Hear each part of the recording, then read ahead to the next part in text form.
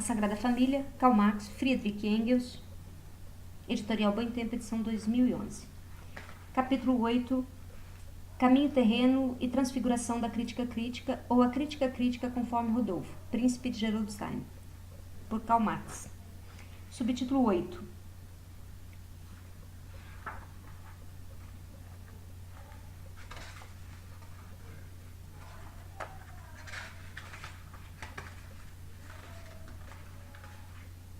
Páginas 224 a 233. Subtítulo 8. Rodolfo, o mistério revelado de todos os mistérios. O meio milagroso usado por Rodolfo para encaminhar todas as suas redenções e suas curas milagrosas não é o uso das suas belas palavras, mas sim seu dinheiro vivo. Assim são os moralistas, diz Fourier. A gente tem de ser milionário para conseguir imitar seus heróis. A moral é a impotência posta em ação. Nota 74. Tradução Nia. O número de vezes que ela se põe a combater um vício é também o número de seus fracassos. E Rodolfo não se eleva sequer ao ponto de vista da moral independente, que se baseia pelo menos na consciência da dignidade humana. Sua moral repousa, ao contrário, sobre a consciência da debilidade humana. Ele é a moral teológica. Nós perseguimos até o último detalhe as façanhas heróicas que ele levou a cabo com suas ideias cristãs fixas, através das quais ele mede o mundo, com a charité, com o dévouement, com a abnégation, com o repentir, com os bons e os méchants, com as recompensas e as punições, com os chantements terríveis e com os isolaments, com o salut de l'âme, etc.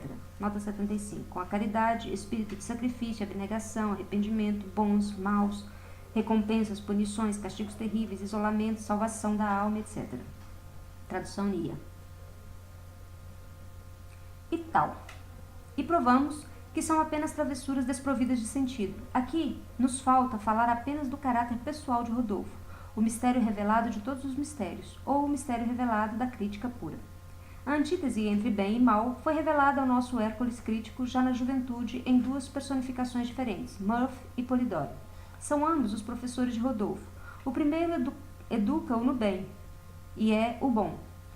O segundo o educa no mal, e é o mal. E para que essa concepção não deixe absolutamente nada a desejar por sua trivialidade, se a compararmos com a trivialidade parecidas que vemos em outros romances morais, o bom Murphy não deve ser savant, nota 76, sábio. Quer dizer, não devem ser destacadas nele de modo especial as qualidades espirituais.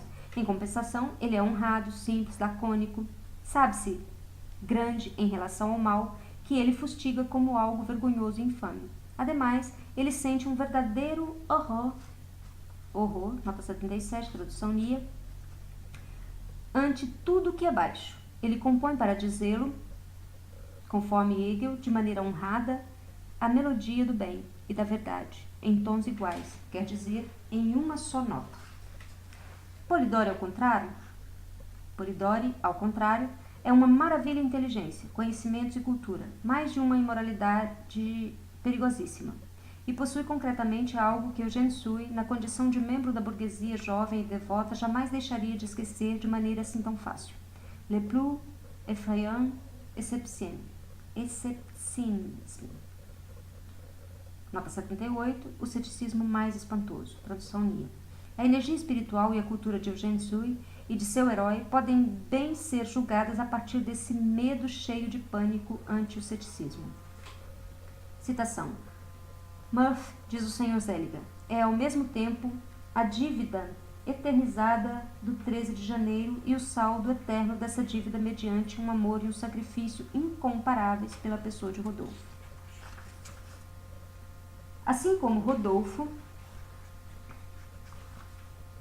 é o Deus ex machina, 979, literalmente Deus saído da máquina, no teatro antigo, uma aparição divina trazida ao palco através de um efeito maquinal, que intervinha na trama e a solucionava.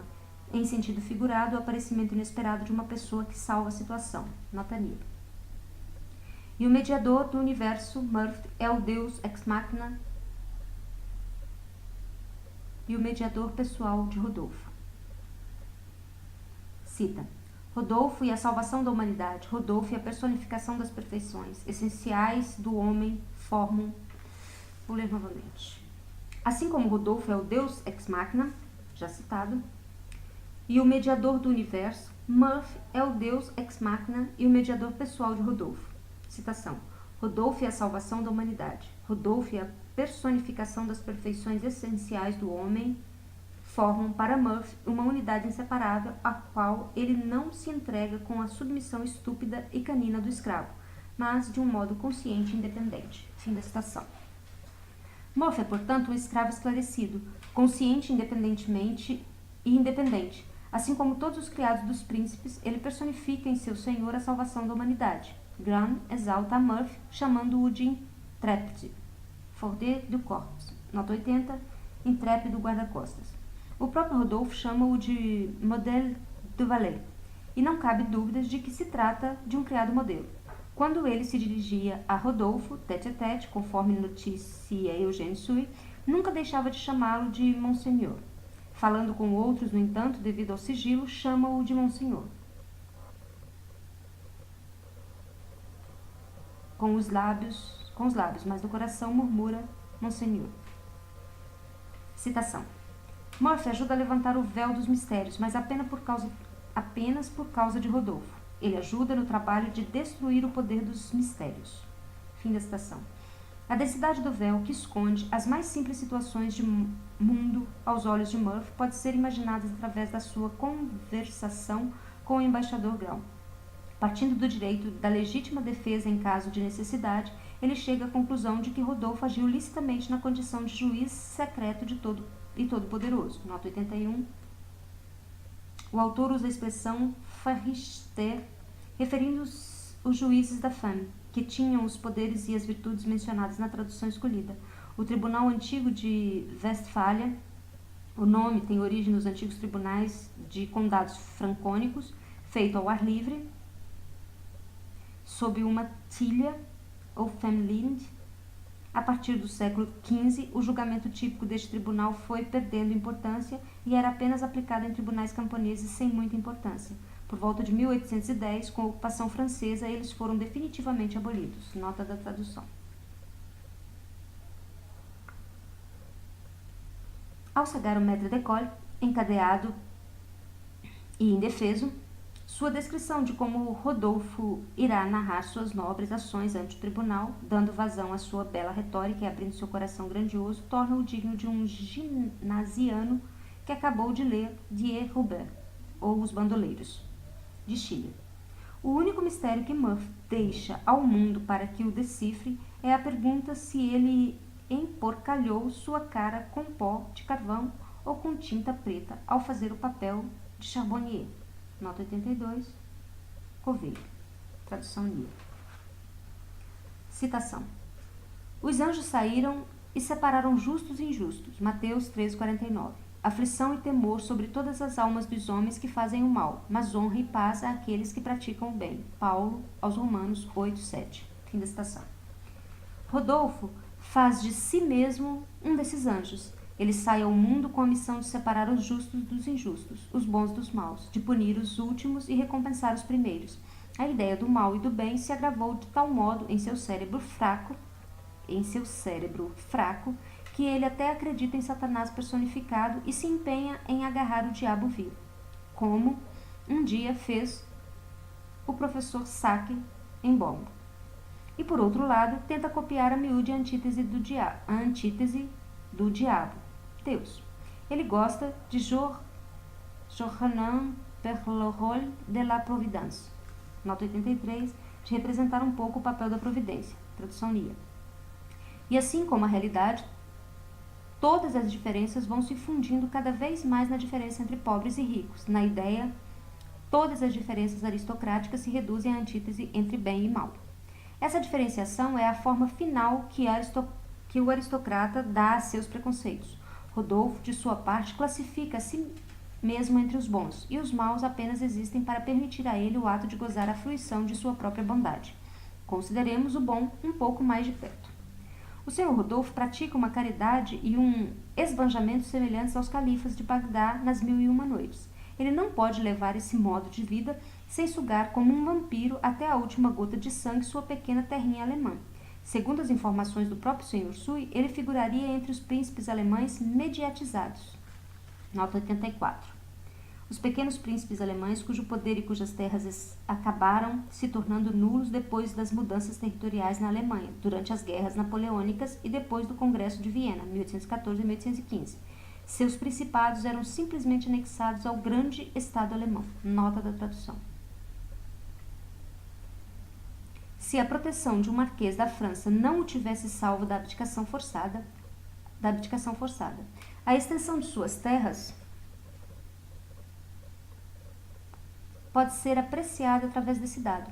Quão criticamente Rodolfo julga suas próprias condições pode bem ser visto no fato de que ele, o pequeno sereníssimo alemão, acredita ter de levar uma vida um tanto sigilosa em Paris, a fim de não chamar demasiadamente a atenção. Ele mantém junto de si um chanceler, por uma razão crítica, para que ele represente a seu lado le côté chancelier, por uma razão le côté théâtral et puéril de pouvoir souverain, ou o lado teatral pueril do poder soberano. Nota NIA 85. Como se um pequeno sereníssimo necessitasse, além de sua própria pessoa e de seu espelho, ainda de um terceiro representante do lado teatral e pueril do poder soberano. Rodolfo soube muito bem, ademais, inculcar em suas gentes esse mesmo desconhecimento crítico da sua situação. Assim, o criado Murphy e o embaixador Ground não se dão conta de como o homem de Farrer parisiense, Monseigneur Bandinot, ri-se deles quando aparenta acreditar que seus assuntos privados são negócios de Estado, quando papeia sarcasticamente acerca dos... Cita: Reportes occultés que peuvent exister entre l'intérêt de le plus divers et la destinée de empire. Nota 86. As relações ocultas que podem existir entre os mais diversos interesses e os destinos dos impérios. Nota NIA. Sim, informa o embaixador de Rodolfo. Ele tem a sem-vergonhice de lhe dizer às vezes quantas complicações ignoradas pelo povo existem no governo de um Estado. Quem diria, senhor barão, que as notas que vos entrego influem também, à sua maneira, na marcha dos assuntos europeus? Fim da citação. O embaixador e Murphy não acham que a sem-vergonhice está precisamente no fato de que se lhe atribui influência sobre os assuntos europeus, mas sim no fato de Bandinot idealizar a tal ponto sua vil profissão. Chamemos à memória, antes de tudo, uma cena da vida doméstica de Rodolfo.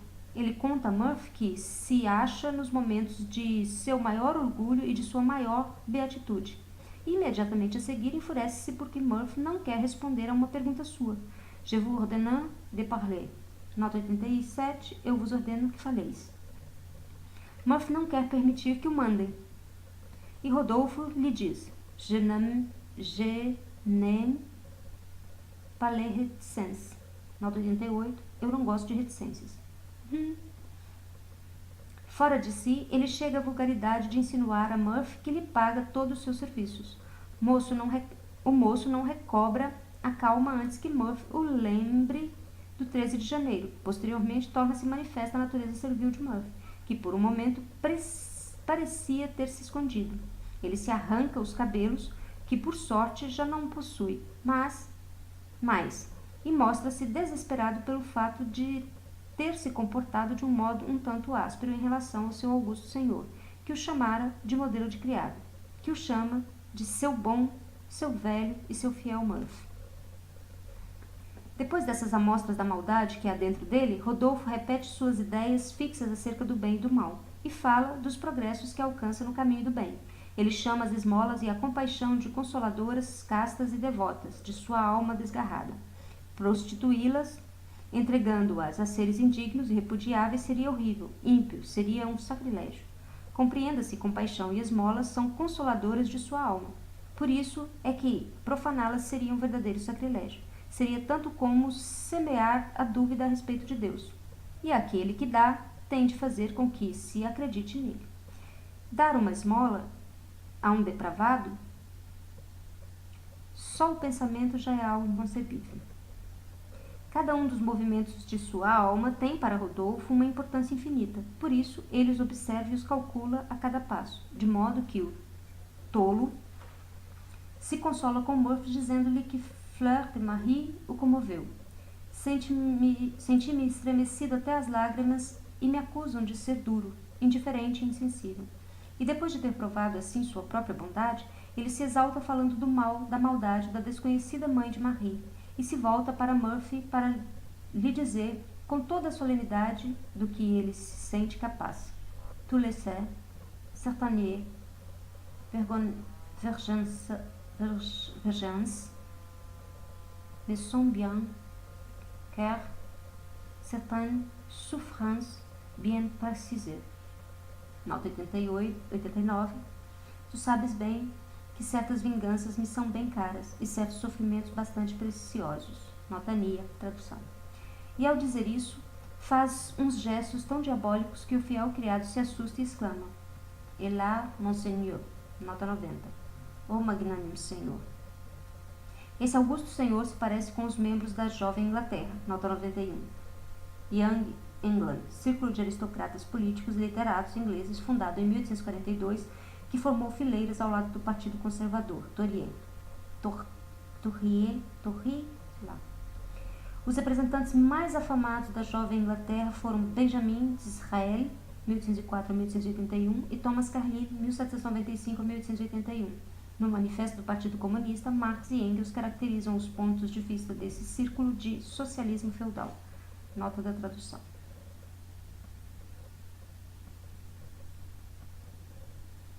Que desejosos também de reformar o mundo, realizam atos nobres e se deixam levar por semelhantes ataques de histeria.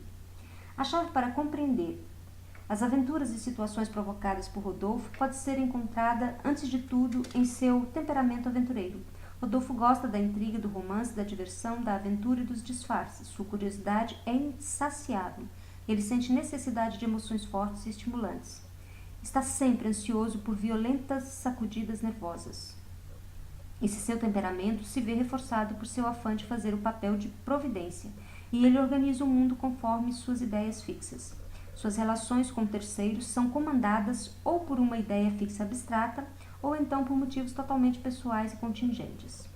E dessa maneira vemos como ele dá a liberdade a seu médico negro Davi, e à amante deste. Não pela simpatia humana direta que essas pessoas inspiram nele, não para dar-lhes a liberdade a elas mesmas, mas sim para brincar de providência diante do escravista Willis e punir sua falta de fé em Deus. Pela mesma razão, aliás, o maître d'école lhe parece um belo bocado no qual pode aplicar a teoria das penas que de há muito vem tramando. A conversação de Murphy com o embaixador Brown, por outro lado, nos permite fincar olhos profundos nos motivos puramente pessoais que determinam as nobres ações de Rodolfo. O interesse de Monseigneur em Fleur de Marie mexe, conforme diz Murphy, à parte. Nota 92. À parte. Na compaixão que a pobre inspira nele, por pensar que a filha, cuja perda ele chora com amargura, teria agora a mesma idade que ela. O interesse de Rodolfo pela Marquesa de Harfil responde também, à parte, às suas manias filantrópicas, ao motivo pessoal de que, não fosse pelo velho Marquês de Harfil, a sua amizade com o imperador Alexandre, o pai de Rodolfo, teria sido eliminada da lista dos soberanos alemães. Sua caridade em relação a Madame George e seu interesse pelo filho dela, Germain, tem também o mesmo motivo. Madame George pertence à família dos Harfil. Nota 93, tradução Nia. Por isso, a pobre Madame George recebeu não apenas devido ao seu infortúnio e sua virtude, mas também devido a esse parentesco, tantos benefícios de sua Alteza. Fim da citação. O apologeta Murphy trata de esfumar o duplo sentido das motivações de Rodolfo com volteios do tipo surtout à part, non manquer. Nota 94, sobretudo à parte, não menos do que. Nota Nia. O caráter inteiro de Rodolfo se resume, enfim, na pura hipocrisia com que sabe apresentar perante si mesmo e perante os demais os arrebatamentos de suas más paixões, como se fossem atitudes estúpidas da massa, seus ressentimentos odiosos contra o desenvolvimento do mundo exterior, como se fossem ressentimentos do mundo exterior a ele, contra o desenvolvimento, e, ao fim e ao cabo, seu egoísmo, que acredita haver absorvido em si mesmo todo o espírito, como se fosse a contradição egoísta da massa contra o espírito. Nós haveremos de demonstrar a pura hipocrisia de Rodolfo em seu comportamento para com o maître d'école, para com a condessa Sarah MacGregor e para com o notário Jacques Ferrand. Rodolfo induziu o maître d'école a cometer um assalto em sua casa, a fim de atraí-lo à cilada e assim tê-lo em seu poder, e ao fazê-lo age movido por um interesse puramente pessoal e não por um interesse geral humano. Com efeito, o maître d'école se acha na posse do portfólio da condessa MacGregor, e Rodolfo está bastante interessado em apoderar-se desse portfólio. Por ocasião do tete-a-tete com o maître d'école, se diz expressamente. Tradução, nota NIA, nota 95. Rodolfo era preso de uma cruel ansiedade. Se deixava escapar essa ocasião de apoderar-se do mestre-escola, jamais voltaria a ter, sem dúvida, outra igual. Esse bandido acabaria levando consigo os segredos que Rodolfo estava tão interessado em conhecer. Fim da citação. Ao apoderar-se do maître d'école, portanto, Rodolfo, na verdade, está se apoderando do portfólio da condessa MacGregor. Ele se apodera do maître d'école por interesse pessoal. Ele o cega para satisfazer uma paixão pessoal. Quando Chourineur conta a Rodolfo a luta entre o maître d'école e Murphy e explica sua resistência, dizendo que o primeiro sabia o que o aguardava, Rodolfo responde: ele não sabia. E disse isso, nota 96, tradução NIA, com ar sombrio e os traços do rosto contraídos por aquela expressão quase feroz da qual já falamos. A ideia da vingança cruza por sua cabeça e ele parece saborear de antemão o gozo selvagem que encontrará na punição bárbara que maquina infligir à sua vítima. E assim vemos Rodolfo exclamar ao ver o médico negro Davi, a quem destina ser um instrumento de sua vingança, entrando. Nota 97, tradução NIA. Vingança, vingança, grita Rodolfo com uma raiva fria e concentrada. Uma raiva fria e concentrada trabalha dentro dele. Em seguida, ele murmura seu plano ao ouvido do médico. E quando vê que este retrocede assustado, sabe dar de imediato um motivo teórico, puro para sua vingança pessoal. Trata-se apenas, é o que ele diz, da aplicação de uma ideia, que muitas vezes passou por sua augusta mente, e não se esquece de acrescentar em palavras bastante empomadadas. Ele ainda haverá de ver o horizonte infinito do arrependimento se abrindo para ele. Com isso, Rodolfo imita a Inquisição espanhola, que depois de entregar ao braço da justiça secular o desgraçado condenado a morrer na fogueira, suplicava hipocritamente que se tivesse misericórdia para com o pecador arrependido. Naturalmente, o magnânimo senhor, quando ocorre o interrogatório e a execução do maître d'école, está sentado bem tranquilo em seu gabinete, altamente confortável, envolto em seu roupão altamente negro e longo, com o rosto banhado por uma palidez altamente interessante e tendo diante de si, para copiar com fidelidade a imagem de um tribunal, uma longa mesa coberta de provas acusadoras. Agora ele tem também de apagar de seu rosto a expressão de selvageria e de vingança com que havia comunicado a Chourineur e ao médico seu plano de cegar o maître d'école, a fim de adotar a atitude altamente cômica e solene de um juiz universal declarado à força do próprio punho, sereno, triste e comedido. Para que não reste nenhum pingo de dúvida acerca de qual era o motivo puro do ato de cegar o maître d'école, o estúpido Murphy confessa ao embaixador Brown. Cita: a punição cruel do maître d'école objetivava prioritariamente permitir-me a vingança contra aquele assassino. Fim da citação. Em um tete-a-tete com Murphy, Rodolfo assim se expressa. Nota 98, tradução NIA. Meu ódio contra os malvados se reavivou e minha aversão por Sarah aumentou, sem dúvida, em razão da amargura que me causa a morte de minha filha. Fim da citação. Rodolfo nos ensina, pois, como se reavivou seu ódio contra os maus. É óbvio que seu ódio é um ódio crítico, puro, moral, que é o ódio contra os maus simplesmente porque são maus. É por isso que ele considera esse ódio um progresso que ele mesmo faz no caminho do bem. Mas, ao mesmo tempo, ele acaba revelando que esse recrudescimento do ódio moral não é outra coisa que a sensação hipócrita através da qual ele atenua o incremento de sua aversão pessoal por Sarah. Essa aversão tem um fundamento muito natural e individual, sua mágoa pessoal. Essa mágoa é a medida de sua aversão. Sanduté, nota 99. Meu ódio contra os malvados, sem dúvida. Uma hipocrisia ainda mais repugnante fica evidente no encontro de Rodolfo com a moribunda condessa MacGregor. Depois da revelação do mistério de que Fleur de Marie é filha de Rodolfo e da condessa Sarah MacGregor, o mesmo Rodolfo se aproxima da condessa, nota 100, tradução Nia, de expressão ameaçadora e implacável,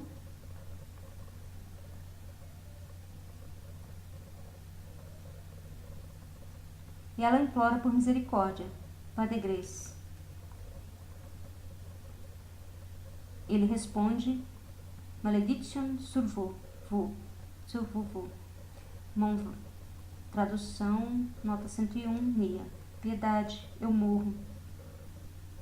Não, desculpa, nada de piedade. Cai a maldição sobre vós, vós, meu gênio maléfico e gênio maléfico de minha linhagem.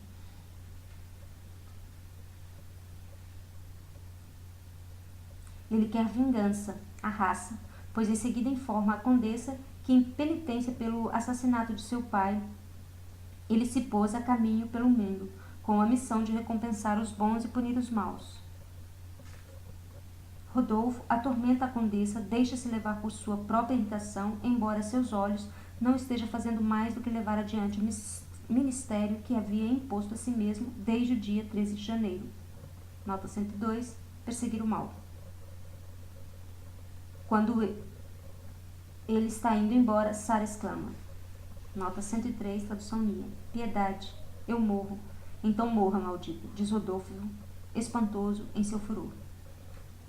Nessas últimas palavras, são denunciados os motivos puros, críticos e morais de seu modo de agir. Foi justamente essa raiva que o fez desembainhar a espada contra seu, conforme o senhor Zélica o chama, bem-aventurado pai. Ao invés de combater esse mal dentro de si mesmo, ele o combate na condição de crítica pura, nos outros. No final, o próprio Rodolfo supera sua teoria penal católica. Ele queria acabar com a pena de morte e transformar a pena em penitência, mas apenas enquanto o criminoso assassinava pessoas estranhas e deixava em paz os membros da família rodolfiana. Rodolfo volta a adotar a pena de morte assim que o assassinato transforma um dos seus em vítima. Ele necessita de uma legislação dupla, portanto, uma rara ou uma para sua própria pessoa pura e outra para as demais pessoas profanas. Através de Sarah, ele fica sabendo que Jacques Ferrand provocou a morte de Fleur de Marie. Ele diz com seus botões. Nota. Citação. Não, ainda não é o bastante.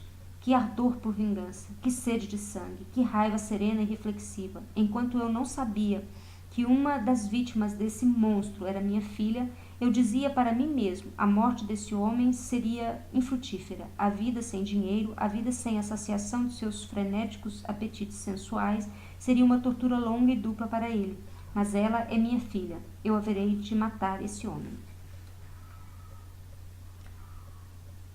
E ele se lança porta fora a fim de matá-lo, mas o encontra numa situação que torna o assassinato supérfluo.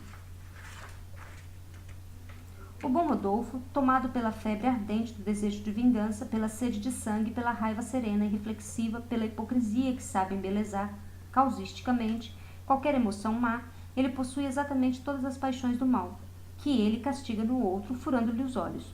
Apenas uma série de casos infelizes ou felizes, dinheiro e posição salva o bom de ir em cana. O poder da crítica, para compensar sua nulidade restante, faz desse Dom Quixote um bom lacantaire, bom voisin. Nota 104, tradução. Bom inquilino, bom vizinho, bom amigo, bom pai, bom burguês, bom cidadão, bom príncipe, etc. e assim por diante, seguindo a escala de arpejos que o Sr. Zeliger canta em seu. Isso é mais do que todos os resultados que a humanidade alcançou em toda a sua história, e é o bastante para que Rodolfo salve o mundo por 2 vezes do naufrágio.